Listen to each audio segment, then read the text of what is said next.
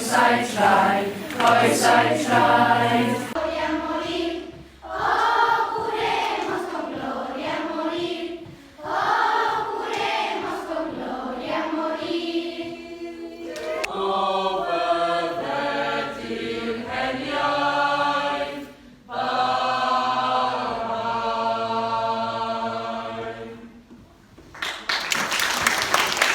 Ynglyn â plant ydy bod maen nhw mor dalentog yn y, wel, fel arfer yn cerddoriaeth, maen nhw'n canu, maen nhw'n chwarae'r piano, maen nhw'n dawnsio ac da ni'n wel dotio ar eu dalentau nhw.